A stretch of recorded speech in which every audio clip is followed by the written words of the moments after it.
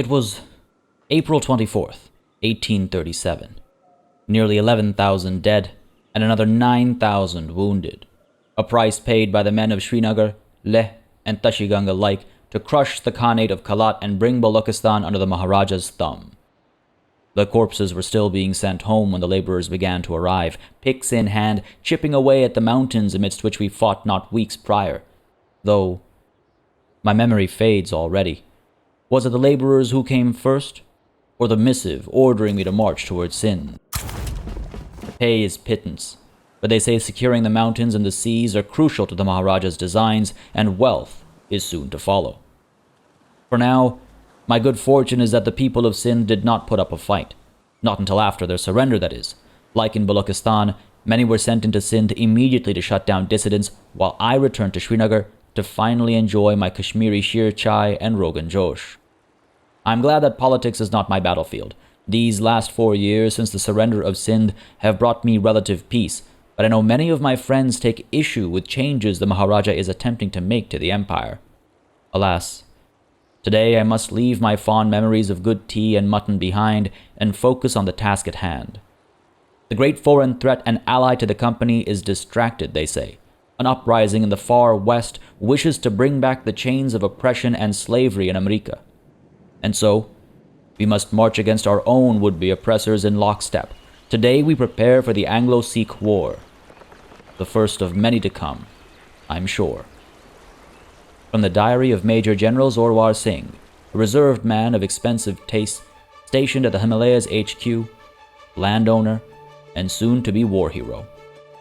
Hey everybody, it's PartyElite, and after having secured Balochistan and Sindh, it is time for us to turn our gaze towards the East India Company to secure the rest of Punjab and Delhi as our first blow to the foreign invaders in the subcontinent.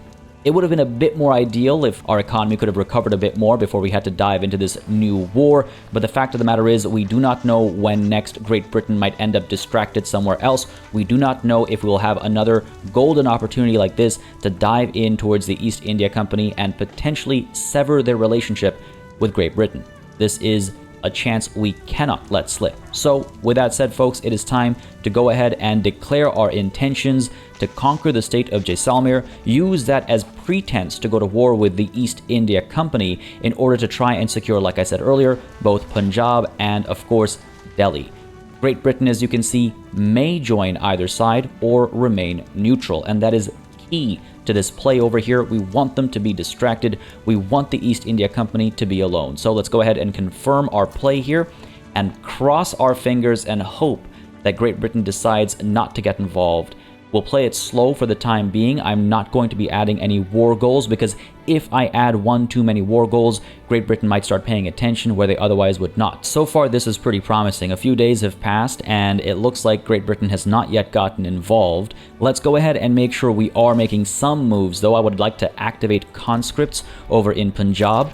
Apart from getting the conscripts in Punjab, I do also want to make sure there are no outside forces that make a huge influence to our play here. Primarily, I'm speaking of our current situation with regards to artillery and, yes, small arms too. I think we need to upgrade our arms industries over here because the reliance on foreign imports is going to potentially hurt us.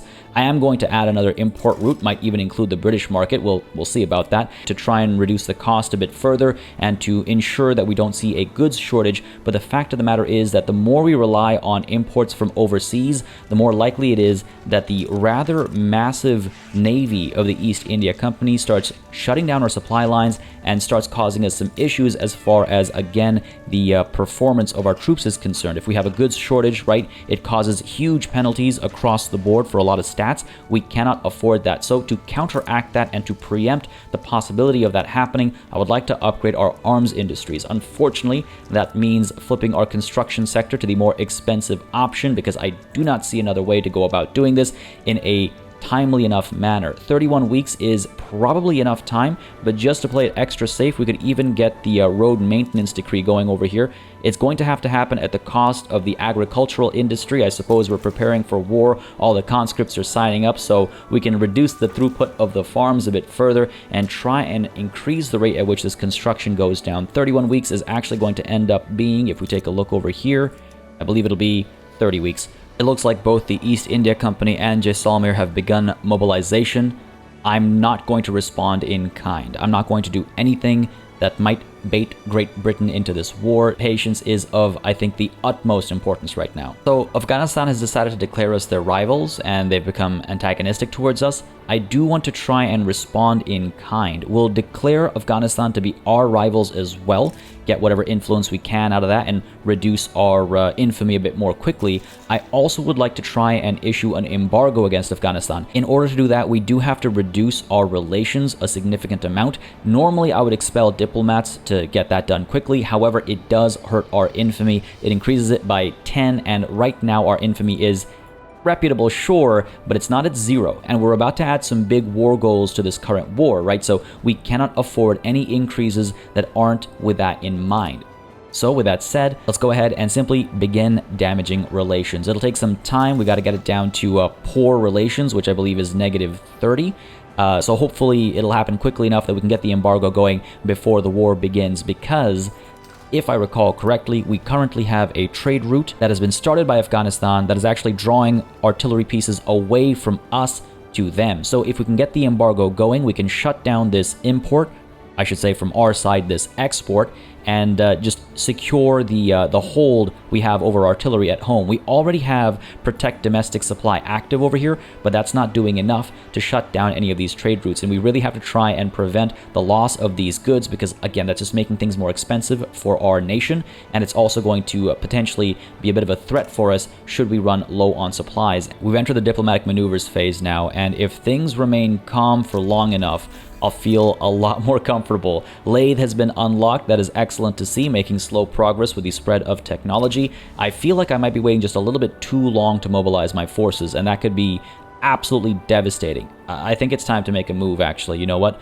I've waited long enough. They've already mobilized 100 soldiers, or 100 battalions, I should say. That's 100,000 soldiers. So let's get the party started on our end, too. Apart from simply mobilizing everybody over here, I do believe we'll need to recruit a general at Punjab, because we have some soldiers in reserve. And I think it's actually more than just the 3 battalions. It'll be the 3 battalions, and it'll be the conscripts on top of that as well. But we have to be very careful about who we actually bring in over here. Again, we're trying to make the landowners weaker and weaker, but I feel like bigoted and surveyor actually makes for a better general than open terrain commander and ambitious. You know what, actually?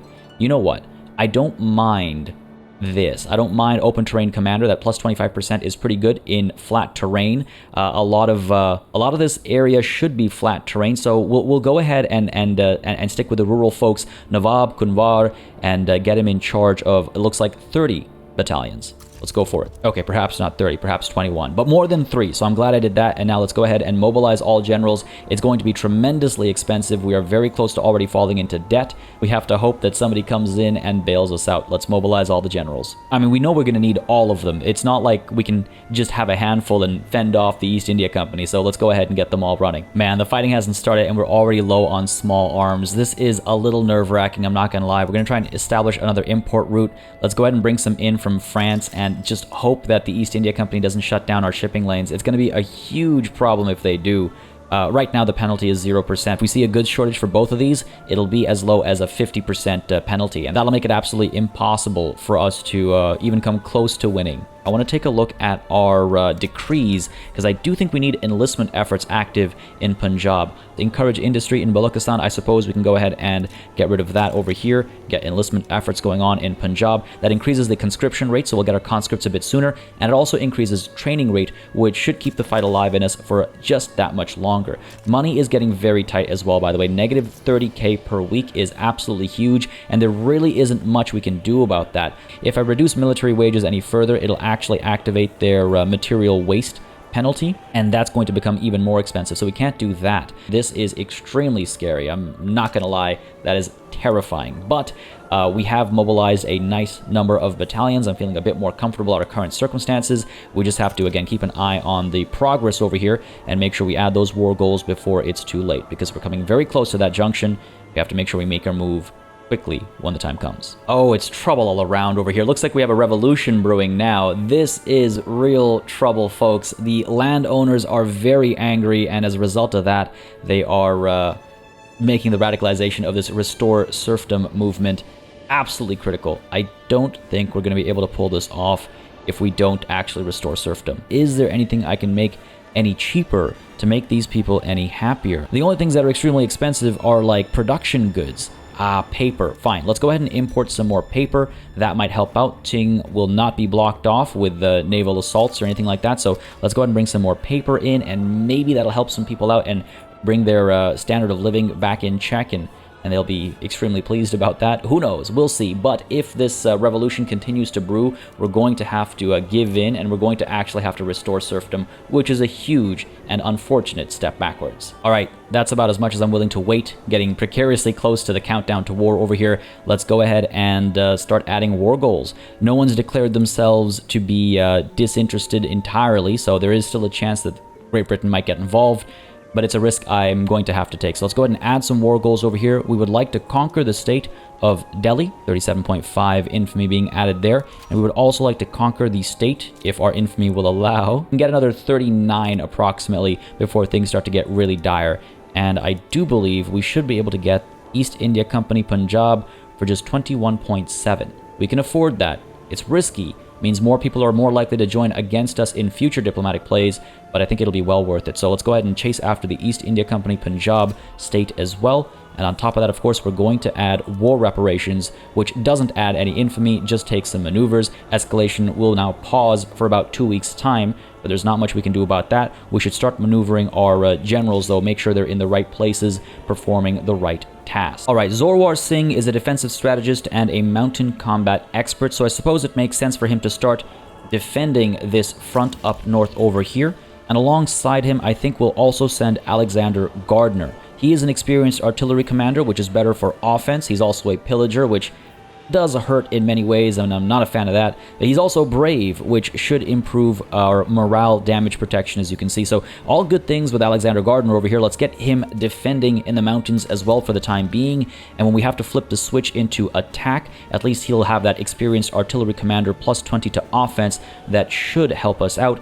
But that'll only be temporary because he will get more support from others in due time. Nawab Kunwar will be our open terrain commander. That plus 25% offense in flat terrain should be helpful against Jaisalmer. I think we'll go ahead and keep him as a defensive general for the time being, and Maharaja Ranjit Singh is still mobilizing, only 64% done, so I'm going to wait a little bit longer before I send him up front, and I think what we'll do is send him to defend at Jaisalmer as well. The key here is going to be, I think, to defend and let the East India Company and the soldiers of Jaisalmer just let them get absolutely obliterated as we stand in defense, and then when they've been beaten down, then we can move in and go on the offensive ourselves. Use that counterattack, gain some momentum. We really want to shut Jaisalmer down as quickly as possible. I want to make sure it doesn't remain as a front, and then we can focus all of our efforts down this corridor over here, take Delhi, and that should be enough to allow us to actually win the war and completely crush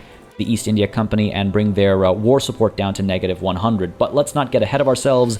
Great Britain might still join yet. Napoleonic warfare has been unlocked, which is fantastic because it gives us access to mobile artillery. However, we can't really activate that just quite yet because mobile artillery adds more artillery requirements per level, and we can barely hang on to what we need right now. So I'm not going to actually flip to mobile artillery. Beyond that as well, changing production methods at barracks and conscription centers causes a huge penalty to the offense and defense stats for a very long time.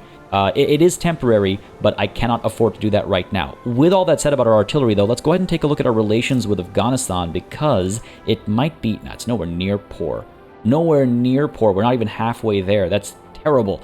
Again, I would have loved to get the embargo going, but it's just not an option right now. So fair enough, fair enough. Again, eyes back on the prize. My heart has been in my throat as this escalation's been paused for so very long. Let's see how it continues as Portugal has decided to damage relations with us. Why? Why would you do that? Why are you antagonistic? I've been nothing but friendly to you. It must be because of our infamy.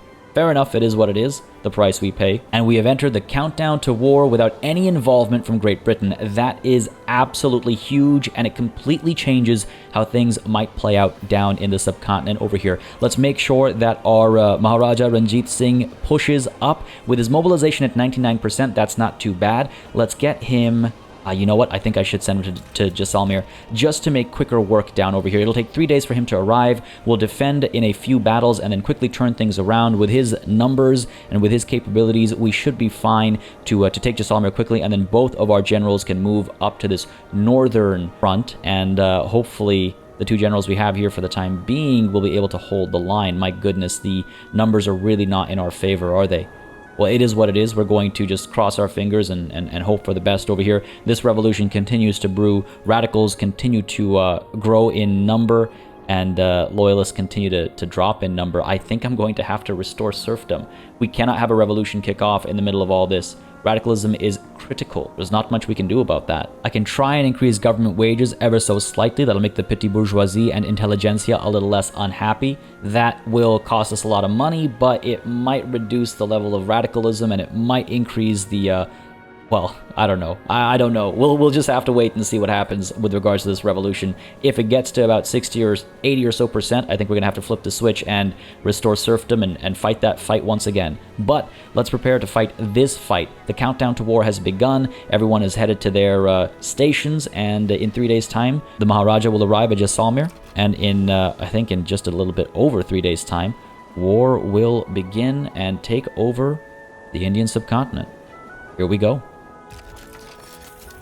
War with East India Company has broken out. The conquer state play in North India has resulted in a war between you and the East India Company. Now, as a result of the failure of Great Britain to protect their subject East India Company, their pact is now null and void. The East India Company is no longer a dominion of Great Britain. It means in the future, should we go to war with the East India Company, Great Britain is much less likely to get involved than they were before this war. That alone is a huge victory in my books, but let's make sure we don't lose this war either. To arms we go. Victory for Punjab, victory for the Sikh Empire. I'm extremely nervous about our front in the north over here. I'm really hoping that with the addition of these 60 more battalions on the East India Company's side, we're able to hold the line for long enough to bring us some victories down over here. Looks like all 3 generals on the enemy's side are actually defending the front, and I'm not going to let them keep me in place like this. We have to make some moves of our own. Then let's go ahead and advance the front with Nawab Kunwar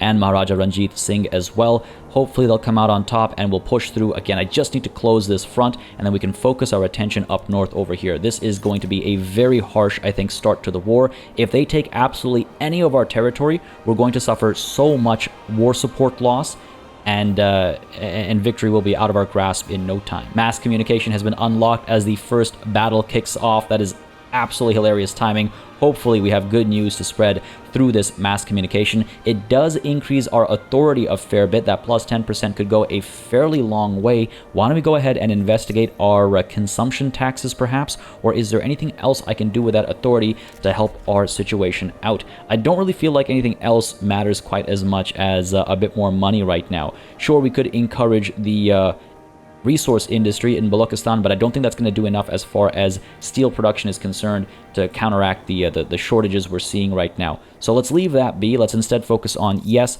our consumption taxes. Can we add a bit to tea?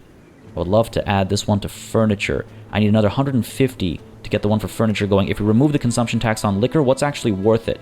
Liquor's actually the most valuable that we can afford. Are you for real? Oh no, services. Hello. Yes, here we go. A lot better. A lot better. Hopefully it doesn't continue to upset people tremendously. My goodness. Revolution is still brewing, folks. This is unfortunate, but I think we have to restore serfdom. Go ahead and enact this. Hopefully this will start calming down, and before it actually brings serfdom back, we'll be able to flip the switch and then shut this revolution down with violence. But it really adds to the pressure of this war needing to be finished quickly. Now, we have our first battle over here already. We seem to outnumber the enemy, but you can see they are a lot more capable than us. Hopefully this plays out nicely. Looks like it's... Oh, yeah, come on. Keep going, baby. Keep going. Come on now.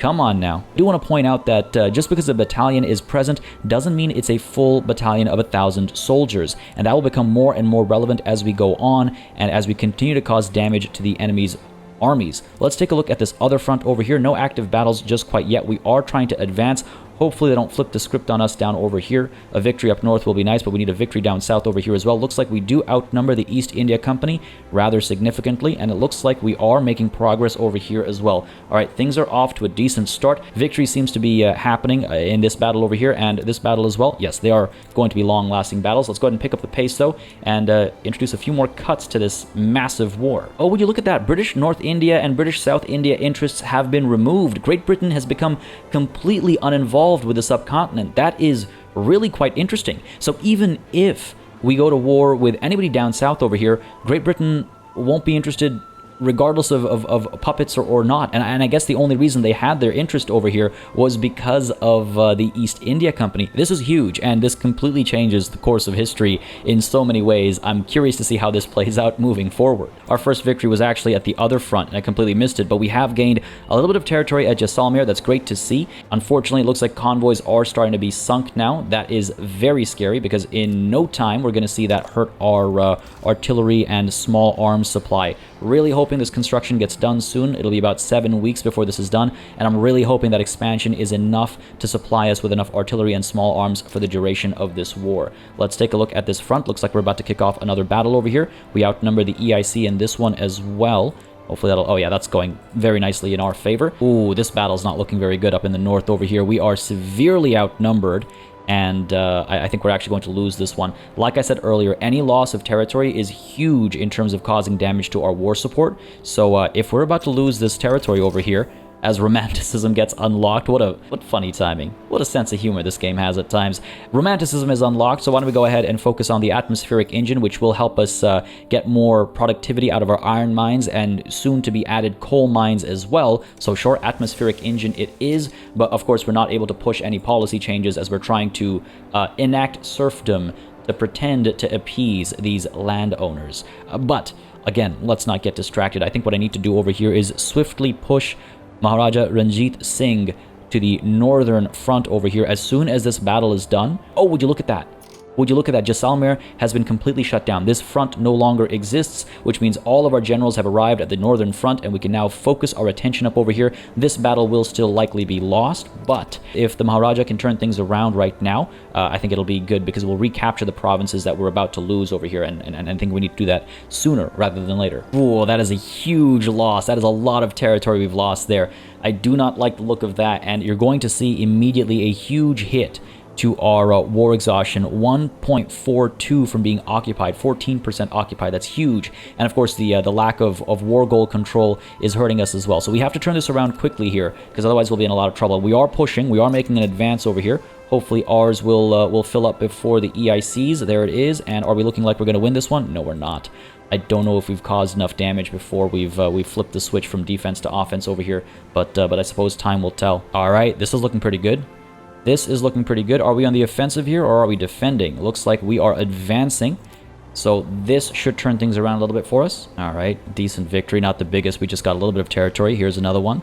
We do outnumber the enemy. We are overpowering them. That's great. That's great. Oh man, this is hilarious. We have the Restore Serfdom political movement, but we also have the Preserve Serfdom Abolished political movement, with its radicalism also high. I mean, my goodness, one way or another, we're going to have a revolution. I can't imagine sitting in court right now hearing the rabble-rousing from both sides while war is going on at the same time. We are not having a good time as far as war support is concerned. We really need to win this battle quickly now, and we really need to push into Delhi ASAP. Beautiful stuff. Beautiful stuff. That is a huge advance. We've taken over a fair bit of territory. The EIC still holds some provinces in Punjab, but hopefully that's going to change the rate at which our exhaustion accumulates. I'm still not liking this. 2.98 versus their 2.15. There's a lot of catching up still to do. There is this active battle. I do believe it's a defensive battle. If we come out on top over here, then we should push their control of this province back, and hopefully that'll make a significant enough difference to change how this is about to play out. At the same time, I just noticed our relations with Afghanistan have become poor, so why don't we go ahead and finally get that embargo going, and what that should do for us, alongside the construction of the arms industries having been completed, that should further cheapen the artillery pieces, and that should help our economy ever so slightly. So over here to Afghanistan, let's go ahead and get the embargo going. This is not going to affect anything but our relations and trade. Take a look at our trade routes. We'll see some of these numbers change. 83 is the cost right now. Confirm that embargo. And as it kicks in, that's a significant enough change, I would say. And more importantly, perhaps, it prevents the loss of those artillery pieces back to this front over here and back to these battles. All right, that was another victory for us. We did manage to take back one of the provinces, but they still hold on to one. Negative 2.86. Man, that is absolutely huge versus their negative 2.15. We have a lot of work to do still. This battle might go either way. They did start with a higher number than us, but it looks like, again, battalion size aside, the number of troops they actually had was significantly lower, so we should be able to take back this province. It looks like that's what this battle is for. War support is now in the negative for us. Don't like that. Come on, just a few more battalions to get rid of over here. And there it is. Beautiful. Now we go on the full offensive here. Our decay is at negative 0.75, fair enough, whereas theirs is at negative 2.79. There's a lot of catching up to do, and right now this battle looks like it's going to be a loss potentially. Come on, if our recovery rate kicks in, we might still win it, but I have my doubts. No, this isn't looking very good.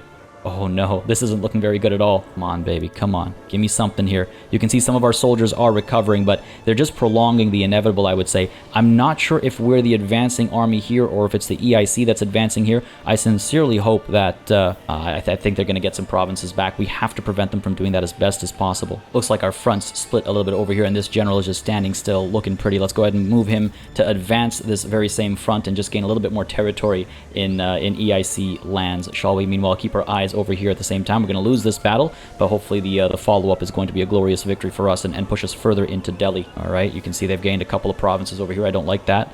New battle coming through. They outnumber us significantly. Oh, but you know what? Again, it's just a battalion count. The game needs to be a lot more transparent about battalion count versus troop count, and would you look at that? Serfdom is back. My goodness. My goodness. We can't have it our way ever, can we? Serfdom is back. And we're still seeing this restore serfdom abolished political movement, which will hopefully stick around, and hopefully we can placate them and bring serfdom abolished back in a short amount of time. Eyes on the prize still. We need to win this war against the EIC. All right, good stuff, good stuff. We've pushed them back quite far. Again, you can see the difference between our war supports is absolutely huge. We're looking at negative 0.92. They're looking at negative 2.86. That's okay. That's not too bad. If we can keep the momentum up over here, I'll feel pretty good, actually. Oh, and this is hilarious. We now have a revolution coming in to get serfdom abolished back. This is just going to be an endless back and forth, isn't it? So much radicalization right now, and it's only about to skyrocket as we actually conquer more territory. So this will be interesting. But like I say time and time again today, eyes on the prize. This war is getting kind of scary. All right, well, this is exciting. Both of our war supports are now in the negatives. I want everything, all or nothing over here, especially those war reparations. We're going to need them. We're severely in debt. So, like I said, yes, all or nothing. Another victory for us, another battle lined up. This one's looking pretty good as well. This battle has gone on for a very long time. They keep just barely recovering troops, and it's almost like an asymptote to the zero line there. My goodness, come on, just give up, just give in. Just give in. And reason to celebrate over here as their war support for the first time in this war has dropped below our war support. So this is huge. That gap is going to keep increasing as long as we keep the pressure on, and that should mean we're home free unless something goes horribly wrong and they start turning these battles around and they start winning them back to back to back. But for the time being, things are looking rather promising as we make another huge advance. This is looking absolutely beautiful. Love to see it. Let's keep it up. Let's keep it up. Let's go. Another one, it looks like. They're on the offensive this time, I think, but we've got enough defenders over here. We should be A-okay. It's Alexander Gardner brought in to defend. Alexander Gardner, I was going to say I was looking for a word. Expert artillery commander would be nice, but the first one my eyes went to was syphilis. Whatever brings him victory. Whatever brings him victory. I'm actually going to go ahead and reduce government wages a little bit further. We're in a touch of trouble with that debt just skyrocketing. I'm really going to have to rely on somebody to take on my debt. I don't know if anyone's going to be interested. If I'm lucky, maybe Portugal, maybe France will feel protective, right? Wow, we just barely won that one. We actually almost lost it. We almost lost it. We had one battalion left at the end. That came real close. It looks like this following battle we might actually lose. Unless, right, of course, beautiful. Another victory for the Sikh Empire, it seems, and we're not too far away from the end of this war at this point in time. Yeah, in just maybe 2 weeks' time, we should see this war come to an end. Oh, and would you look at that? Oh, this is beautiful. I could not have asked for anything better. In fact, I literally asked for exactly this. The French have proposed to take on our national debts. Hopefully this is not done with a sinister motive. Bring on your sinister motive, honestly. This does mean we're going to owe them an obligation. It does mean they might pull us in for a favor at one point in time. However, fact of the matter is that even with war reparations, we're not going to be able to overcome just the interest rate that we're facing right now. So I think we absolutely need to take on this offer. I will absolutely accept. Thank you very much, France. This will help us greatly, and it's come at the perfect time as well, because it means that this war is almost done. So the further accumulation of debt and the further increase of interest is going to be kept at a minimum. If they'd offered that a little bit sooner, we might still continue to accrue debt, and that would cause us more heartache moving forward. But no, that was perfectly timed, and this war is just about done. So let's go ahead and race to the end of this war. We've made a fair bit of progress over here, and here we go, folks. As Sunday hits, there is that capitulation.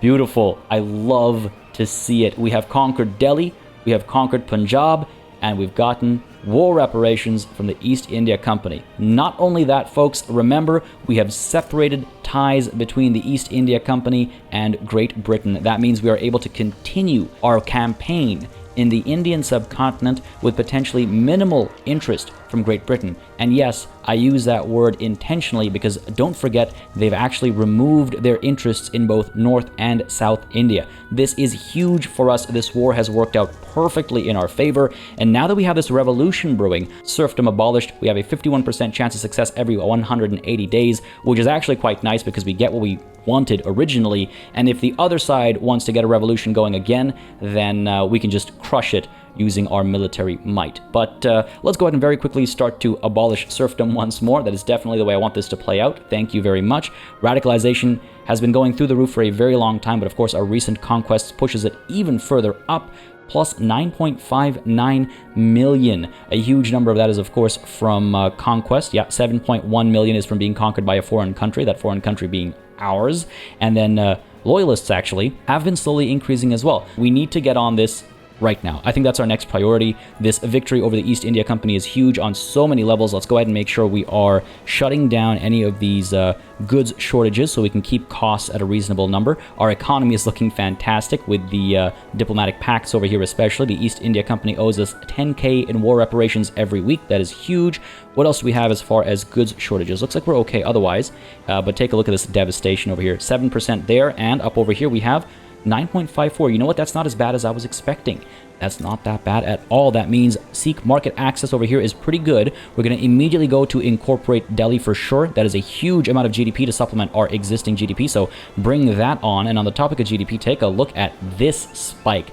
Love to see it. We are number 9 in the world as far as GDP is concerned. So this is absolutely huge. And of course, we've also taken Sikh Rajputana. So let's go ahead and incorporate this state as well. A bit of tax waste is happening right now. Maybe we hold off on this for the time being. And it is a split state. That's what I thought. There is a lot more territory to hold on for Rajput lands. We got to get all the way to Mewar over here. That'll be an interesting and long, I think, campaign. That's a few wars we have to go to if we want to get that done sooner rather than later. But no. That can't be our priority. Our priority needs to be this situation here. What is going on? Let's get the coal mines going, but I do want to point out that we have now multiple construction sectors because of the one at Delhi as well. It's not a very high level one, but we do have more construction coming from that construction sector. I can afford to build something else as well if I want, but I just don't think it's necessary. I would like to get some, I would like to get out of this debt, and I would like to get a bit of a gold reserve going at the very least. Now, what else can we do, though, in terms of our people's happiness? I have to consider our circumstances, and we really need to solve this radicalization situation. So I stepped away for a couple of minutes to take a break before I continued recording this episode, and in those couple minutes, version 1.05 released, patched in and tanked our economy. I am not sure what caused this huge difference, but I'm sure we'll overcome the struggle here. Apart from that, the average standard of living has shifted in our empire as well. Again, I'm not sure what caused that shift, but again, I'm sure we'll overcome it just fine. Our focus remains on the radicals, and in order to take care of them, we need to focus on the standard of living situation. Of course, the political movement is adding a huge number of radicals to our population as well, but that political movement has to sort of play its course. We are placating it currently. We'll see how that plays out. What we can take control of right now, though, is standard of living. It's been kind of taking a back seat as we've been conquering so much territory. And as you can imagine, the increase in territory and the increase in population has resulted in increase of prices as well, because we now lack the supply needed for the associated demand. I mean, meat is ridiculously expensive, and it is an obsession among Punjabi people, so this needs to be a priority. It seems as though fruits are also now once more ridiculously expensive. Not a conversation I thought we'd be having anytime too soon, but here we are. Luxury furniture, same situation. So we definitely need to make some adjustments over here. Right off the bat, we can see that the wheat farms, millet farms, and livestock ranches can be doing a lot more. So let's take a look and make sure that these guys in Sindh are maintaining citrus orchards. And let's also make sure that the millet farms, right, Sikh Rajputana has recently conquered territory. And so, of course, we haven't had a chance to adjust what they're doing. So let's get the fig orchards going over here. I knew millet farms were new. I didn't recognize them from earlier. And meanwhile, the livestock ranches are able to get using butchering tools as well. We'll need to keep making such adjustments. And the other thing to keep in mind, of course, are all of these inactive trade routes, which will soon hopefully become active once more. The reason why they're inactive is because of the pummeling we took at the Arabian Sea. If we take a look at our Sikh shipping lanes here, yeah, these guys have been absolutely obliterated. These trade routes are simply not moving any goods whatsoever. So over time, as these convoys start moving back and forth along these shipping lanes once more, we'll start seeing more goods flowing as well. And that should hopefully take care of the luxury furniture and meat situation in particular. Let's go ahead and take a look at furniture manufactories. It looks like we are using only handcrafted furniture right now. So why don't we flip over to lathes? And beyond that as well, the textile mills can also start producing using dye workshops, because then they'll actually consume some of the dyes, which are dirt cheap right now. And just as a reminder, if a good that we're producing locally is dirt cheap, it means that the factories that are making those goods aren't able to provide competitive wages. So as much as this low price is going to help all the people working at the textile mills make more money, it is hurting the people who are actually producing the dyes. So let's go ahead and flip over to dye workshops. It'll make dyes a bit more expensive, and it should help our GDP a bit more as well. That skyrocketing that's happening there is because of our conquest, I'm sure. We do not need enlistment efforts. We do not need road maintenance either, not as much as we need violence suppression in, yes, Delhi and Sikh Rajputana. That will, again, through the help of mortality, perhaps reduce the level of radicalization as well, and we'll see just how that plays out. 15.2 million right now. We'll give it some time, let some of these price adjustments settle in, and we'll also keep an eye on our armed forces over here, because it looks as though they're very unhappy. Okay, that is probably where our economy went, which is now looking pretty good. I didn't catch exactly what caused that shift, but I will happily take it. I'll also happily increase military wages ever so slightly. They are becoming more and more upset over time as they continue to become more and more radical. So hopefully the solution to radicalism is also the solution to the upsetness of the armed forces and all of these other interest groups as well. My goodness, it is a terrible situation right now. Apart from that, we're also going to stop reducing relations with Afghanistan, and that should allow us to reduce our infamy a bit more quickly. Our truce with the East India Company lasts until the 12th of May, 1848. I want to make sure that as soon as the truce is done, we dive into our next war and we take over the next tract of land. I definitely think South Bengal and North Bengal and perhaps Bihar as well will be our next targets when the time comes. We can't, of course, go to war just yet because of the truce, but that's looking real juicy, and we'll leave Awadh as it is, though we might push for the liberation of Awadh as our casus belli, as well as our pretense to go to war. We'll say we're here to liberate Awadh and see what that does for us. Either way, let's keep our mind focused over here at the task at hand. Radicals are currently at 15.2 million. Let's see how these market adjustments and price adjustments make a difference, and let's also see if the shipping lanes over here repair quickly enough. There we go. The convoys have returned to the Arabian Sea. Meat is a much more reasonable price now. That's great. Fruits at a reasonable price as well. Luxury furniture looking good. Fantastic. How are we making money despite having ongoing construction? My goodness. This is promising, but let's not get ahead of ourselves. Let's go ahead over to our tooling workshops. Yes, you know what? I think we can do some expanding over here. 25 weeks it'll take, and of course, now we start accruing a deficit again, but the hope here is that the, oh, you know what? No, let's flip to pig iron tools. That should produce enough tools, hopefully, to help the iron mines produce enough iron, which will then help produce enough tools at the tooling workshop. It is this vicious cycle between the iron mines and the tooling workshop, but I think we do have to do the expansion either way. We'll let that happen, because then we'll hopefully never have this deficit that makes construction so extremely expensive, right? So we'll keep an eye out for that. But apart from that, you can also see radicals did drop in number, so that's promising. And if we take a look at standard of living, it does seem as though negative 1.6 million radicals from increases in standard of living is a good start from the changes we've made so far. All right, now these coal mines have just been built in Kashmir, and I wonder if I wasn't just a little premature with this decision. You might be thinking, well, we do have places we can use this coal. We can go ahead and get gas streetlights going, and that'll help increase the amount of services that are being produced, etc., etc. But that wasn't actually my plan with these coal mines. I want to use the coal that's being produced here to help flip things over to atmospheric engine pumps when we finally finish that research. We have the atmospheric engine being researched right now. It'll take another 11 months, so we have a lot of time before we actually need that coal. The thing about the coal, though, is that its use in the atmospheric engine is a huge game changer as far as goods production is concerned and as far as employment is concerned.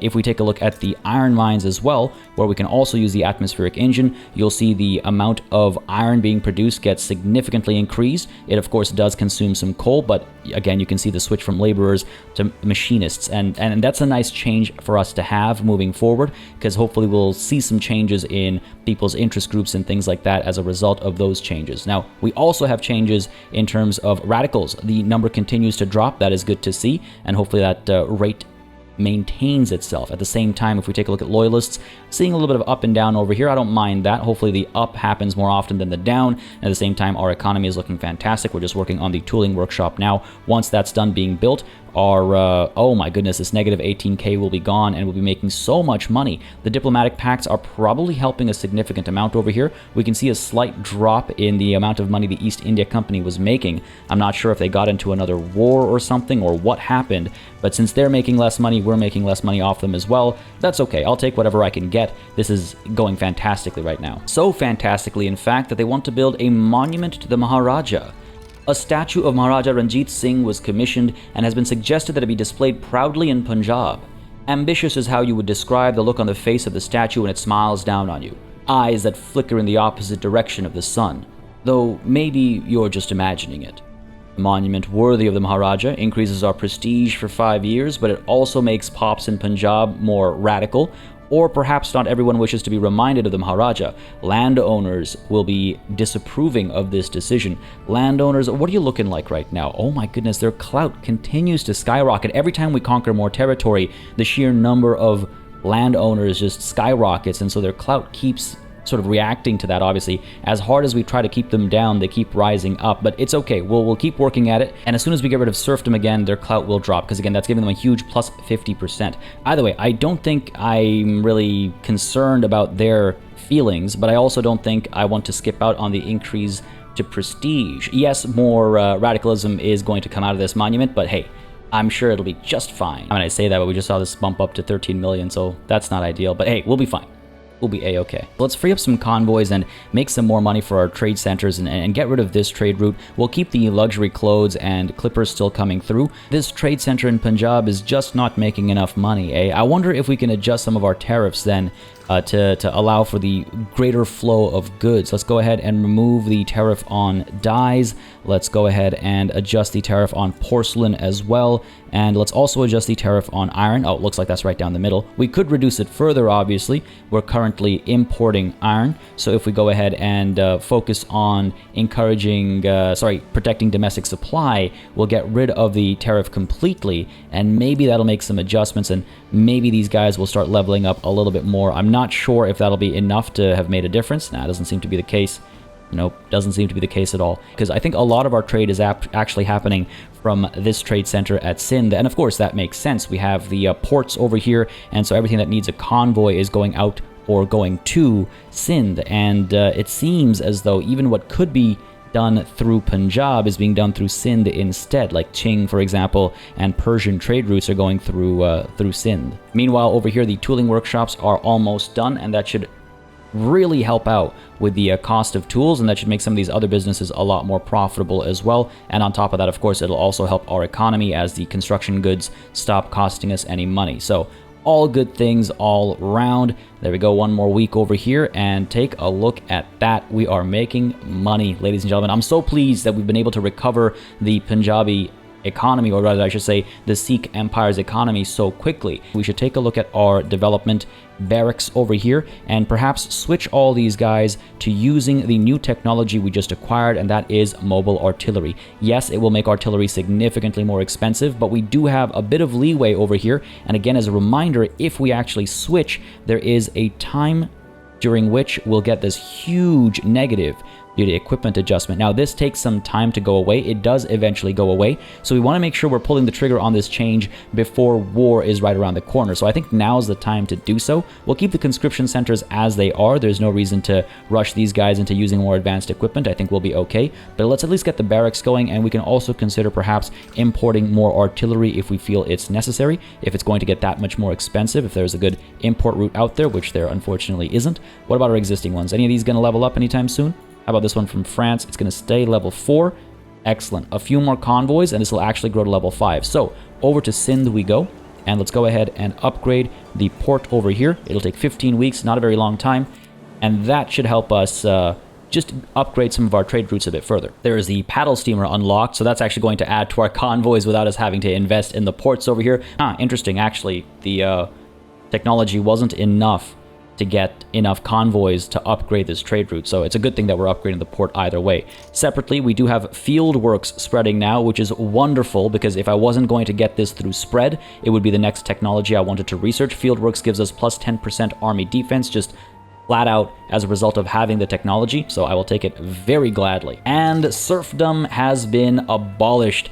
Love to see it. This back and forth has been absolutely wild, but I can happily say serfdom has once more been abolished. Now, if the landowners rise up in rebellion or for revolution, we will simply crush them using our military might. The reason we couldn't do it previously is because we were in the middle of a war and I didn't want to lose a couple of my generals to that revolution, but now if they try again, I will have zero hesitation in shutting that nonsense down. At the same time, we're going to go ahead and trade traditionalism for agrarianism. 21% chance of success every 180 days. I'll take what I can get. Hopefully that political movement being disbanded and the other political movement actually getting what they wanted will make another big change to the number of radicals in our nation as well. Oh yeah, look at that huge drop, down to 11.5 million. Still a big number, much bigger than I would like, but that is a huge drop, and it looks like we're trending pretty well. Meanwhile, banking has been unlocked, and that'll give us a plus 10% to minting, and it'll reduce our loan interest rates. All good stuff to have happen all at the same time. Very pleased with how this is going. And if we take a look at our population and we take a look at the overall circumstances, it looks like, yeah, look at that. Perfect timing too. We see standard of living on average going up across the Sikh Empire for the lower strata.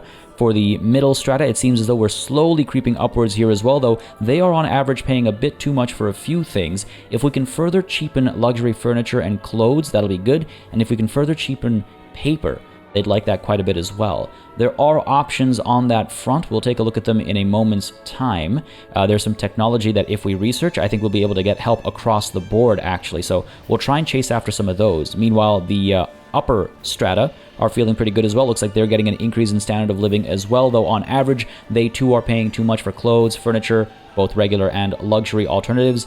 Meat, of course, and paper as well. So a lot of commonalities, a lot of overlap, which is extremely helpful for us because it narrows down the number of things we actually have to make adjustments to, right? So that is hugely beneficial, but it looks like we are already operating as best as we can for these guys. I could upgrade the furniture manufactories, though it's a little pricey. I don't know if I want to invest in that just quite yet. Instead, I would like to maybe wait for some upgrades to our tool options. I'm not sure if precision tools are right around the corner. Yes, they are. Mechanical tools is what I want to research next, and so we'll just hold off on that for the time being. I'll take this relatively fast reduction in radical count, actually. This is good. This pleases me greatly, as does the fact that colonization is spreading now. A new tech coming to us. I'm not sure if we want to start colonizing Africa or making a push for Australia or making a push for South America. There are regions to colonize across the board pretty much. For example, if we wanted to colonize Nama and Herero, we'd be able to crush perhaps the Cape Colony that serves under, of course, Great Britain, right? So we could hurt Great Britain in a few ways like that. We could try and cut them off from places that they would like access to. or we can just ignore colonization entirely. I'd love to hear your thoughts on that. On that note, actually, we should take a look at the opportunities around opium. Are there any? Yes, there are. We could export to the Burmese market and we could export to the Persian market for a bit of money. Do either of them have any potential for growth whatsoever? Seemingly not nearly enough. That is too bad. We really have to supplant the East India Company on this front, and the thing is, I actually wonder if befriending the Qing was a mistake. We continue to be cordial, however, it seems as though nobody is actually going to force them to open their markets unless we do it ourselves, but we're not able to declare war on them unless our relations are a bit worse. So I do wonder if I'm going to regret improving relations with the Great Qing if we wanted to chase after the export of opium to their lands, because we're just not going to be able to force them to accept it, and that would be a bit of a bummer. Might change my tune there, actually. You know what? Let's go ahead and stop improving relations with them, because not only will that allow me to change course a bit more quickly down the line, but it'll also help us reduce our overall infamy, I think, though that might be maxed out right now. 65.3. Hopefully it gets lower quicker, and when we pull the trigger on the EIC, hopefully we can pull a very, very big trigger. And of course, the landowners rise up to try and preserve traditionalism. I'm not surprised. Radicalism is critical, so there will likely be a revolution very soon over here. And that's, you know what, that's fine. Bring it on. Plus 10 per week. Sure, go for it. Again, we'll use our military might to crush them, and then we'll secure agrarianism with a bit more strength in that way, and will also reduce their clout, because losing a revolutionary war gives a huge reduction to clout, and of course they've already been weakened a fair bit by the fact that we removed serfdom, but this will just further crush them to a complete zero, empowering some of the other interest groups instead, and perhaps making some of the other policy changes we wanted to make a bit easier to make too. Karak Singh, I will hand you the greatest defeat you've ever seen. I don't care what kind of a diplomat or political operator you think you are, you will be absolutely crushed by the Maharaja. Aw man, Ganda Singh Dogra has died. He is no longer the leader of the intelligentsia. He was fun to write for. In his stead, we have Karak Kaur, another jingoist, it seems. A very angry individual. Man's a grifter. That's funny to see. Apart from that, we have a political operator here, and we also have ambitious. Political operator does make a bit of a difference because of the increased political group strength. Not going to complain about that. I do not dislike the intelligentsia. In fact, on the mention of the intelligentsia, I wonder if I shouldn't invest a little bit in building our first university at this point in time. Let's go ahead and say that his replacement over here, Ganda Singh Dogra's replacement, made a request to get a university built, and under that pretense we have this going. 15 weeks it'll take. Of course, it'll cost a bit of money and it'll hurt our economy for just a little bit of time. But again, you got to spend money to make money. This will help us tech up faster moving forward, and it will help people actually become different pop types moving forward because of the increased qualifications. Apart from that, atmospheric engine has been unlocked. The research has been completed there. Let's go ahead and get ourselves researching mechanical tools. Like I said, this was the plan for what's next. It'll take 35 months to complete. However, after mechanical tools, we have railways, and we really want to get to railways sooner rather than later so we can start improving infrastructure where it's lacking. And beyond that, what do we have here? A defamatory article. A newspaper called the Punjab Herald has printed a bigoted article about the English people living there. We can suppress the article, or we can let it be released. We do have an English population in Punjab, and it's doesn't seem to be a small one either. I mean, it's not a large one when you compare it to the rest of our population, but this is interesting. Fair enough. Do we want them to feel bad? Should we suppress this article? Absolutely vile lies, the lot of it. That won't matter to those who read it, though. They'll eat it up. If we suppress it, it will reduce our authority. If we ignore it, it'll reduce the standard of living for the English in Punjab. We cannot have our authority questioned. We will not suppress the press. We will allow this to be published. Ignore it. This goods shortage is really problematic. Every time we go to build something, it kicks in because of our construction approaches. Why can't we maybe consider another import route over here? Sure, let's work with the French market, and even if it won't upgrade, let's go ahead and get this going, and maybe that's motivation enough to upgrade the port at Sindh once more, because really it's a matter of not having enough convoys. So sure, let's upgrade the port as high as it'll go. We'll need some technology to get it further than that, and that's fine by me.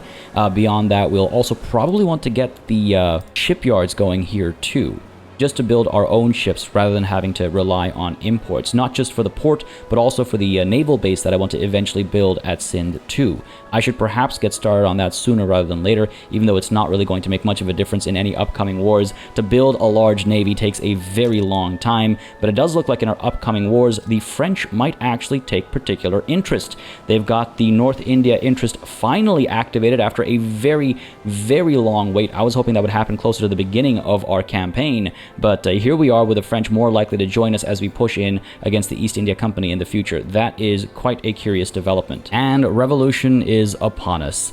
Fair enough, I'm not too concerned about that. These guys are trying to preserve traditionalism, the Punjabi aristocratic revolt. We still have access to 3 of our generals. The one who is operating out of Kashmir is no longer available to us, but that's all right. I'm not too fussed. Initially, I was thinking I wouldn't even mobilize any of my generals, but the more I think about it, the more I realize that losing this much territory is going to cause a lot of goods shortages, and it actually cuts us off from the coal supply from Kashmir as well. So I guess it kind of works out that I completely forgot to enact the atmospheric engine pump for all of our mines, because that would be suffering greatly right now because of the lack of coal. So yes, we do have to be a bit more aggressive than I was initially intending. It's interesting to see as well the number of nations that are intrigued by this civil war. The East India Company would love to join this revolution, I'm sure, but we have a truce, so I don't think they'll actually be able to join us. Okay, this is funny as hell.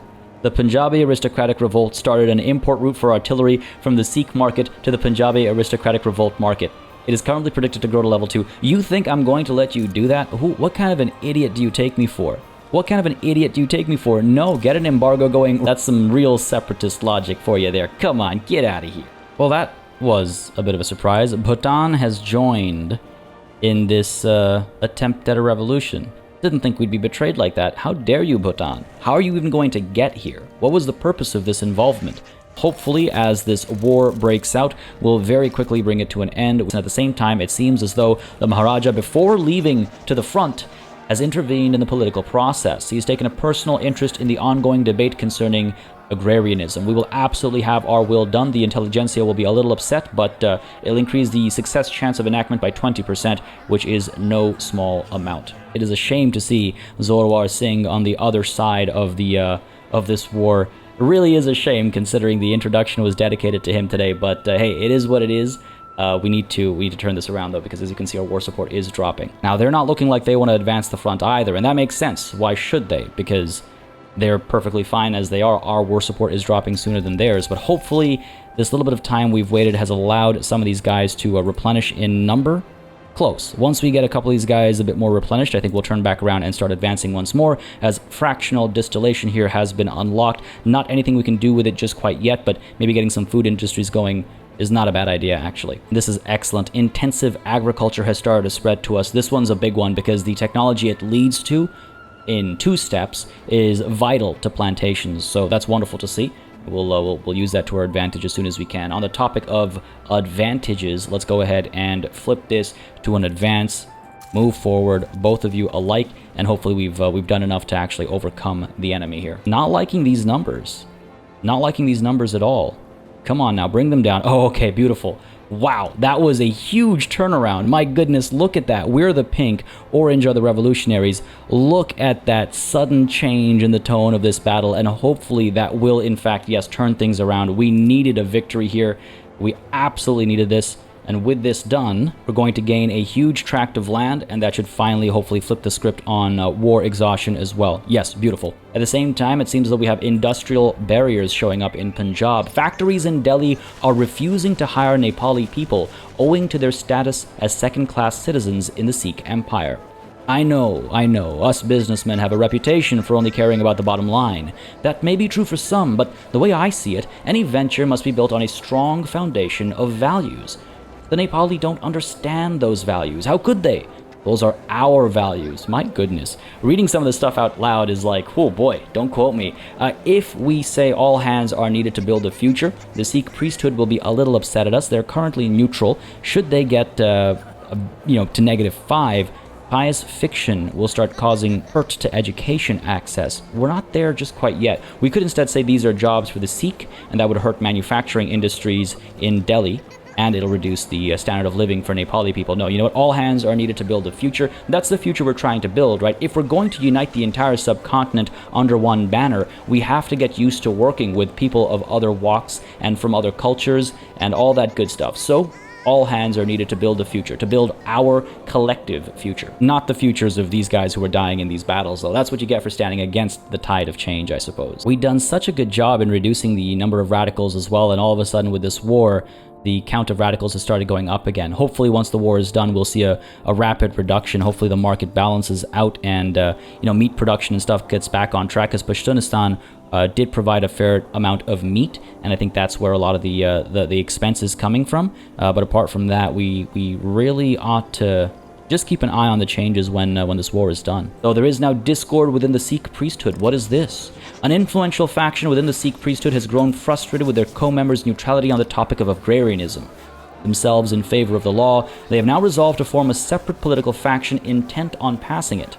How can you all stand idly by and watch the world pass before your eyes? Have you no sense of honor, of duty to your fellow man?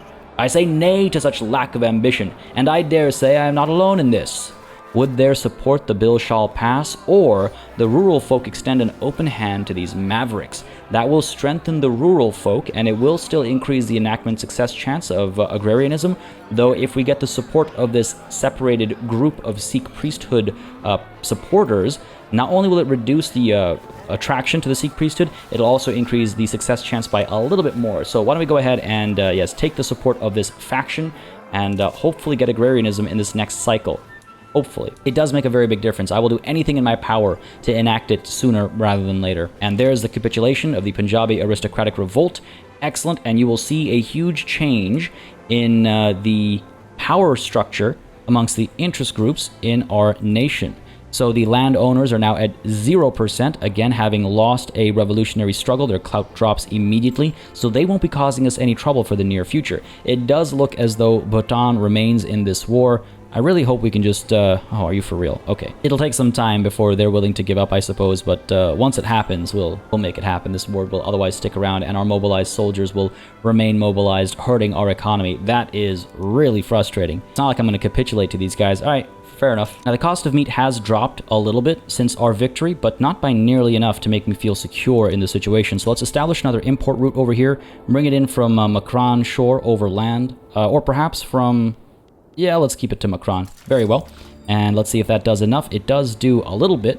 Hopefully this radical count will start dropping again. It does look like things are reducing a bit over here, so that's promising. And radicals are, of course, opposed by loyalists who are slowly trying to increase in number too. Good stuff, good stuff. Though with the coal mines of the Himalayas now secured, we should definitely take a look at our atmospheric engine pumps over here and hopefully start producing more coal and also more iron. In fact, I should perhaps take a look at the buildings here instead and make sure that everybody that can use the atmospheric engine pump is using the atmospheric engine pump. Let's not forget that Delhi does have iron mines as well, so hopefully that'll make a significant difference to the overall cost of construction and things like that as we start to acquire more iron, but we will need more coal for that. What's going on with the coal mines? Are they not able to afford employees? There we go. Yes, they are. Absolutely. Good stuff. All right, just like that, the goods shortage for coal has been reduced and iron production is up as well. I did notice previously, though, that the cost of hardwood has skyrocketed because we're not able to keep up with the demand, obviously. So why don't we go ahead and take a look at where hardwood is actually being produced locally. Logging camps over here are at level 2. What about at Pashtunistan? They don't exist. Kashmir, level 4. So let's go ahead and upgrade these guys because that will help us with the throughput increase, of course. Naturally, the economy of scale is something we really want to take advantage of whenever we can take advantage of it. And we could also flip this to hardwood production to help with a baseline there. Ooh, and sawmills. Yes, of course. Right, we should be using tools in more places. Flipping to sawmills does, however, reduce or rather I should say change the kind of employment we've got going on. We need more machinists now, which works in our favor. Back to Punjab then, and let's flip these logging camps to using sawmills as well. Wonderful stuff. Now, if we do that, actually, we might be able to cancel this construction. We might not need to do this expansion, and we can maybe keep our economy healthy for the time being. Tools become expensive if we are doing construction at the same time as using sawmills, so that's something to keep in mind. And maybe the next thing we build is actually upgrades to the tooling workshop once more. Though I will wait until we're maybe at least a little bit less in debt over here. I'm starting to be a little bit too casual and lax about the interest rates, so so I need to be a bit more careful on that front. At the same time, why don't we take a look at our budget here really quickly and see if there are any changes that we might want to make. Maybe bring military wages down ever so slightly, make just a little bit more money, and let's take a look at our armed forces. They're still neutral, so let's go ahead and make those savings when we can. But folks, with radicalism dropping swiftly and with war just 2 years away now, let's go ahead and call it a session here since we're about to hit that hour mark if we haven't already. Next session we'll see the continuation of improvements across the Sikh Empire, as well as the next push into East India Company territory, hopefully securing a massive tract of land as we continue to reclaim what is rightfully ours. As always, a massive thanks goes out to all of the channel members and patrons who've been supporting the channel on a monthly basis. Y'all keep us alive and running smoothly. And of course, a big ol' thanks goes out to each and every one of you for watching. Until next time, cheers.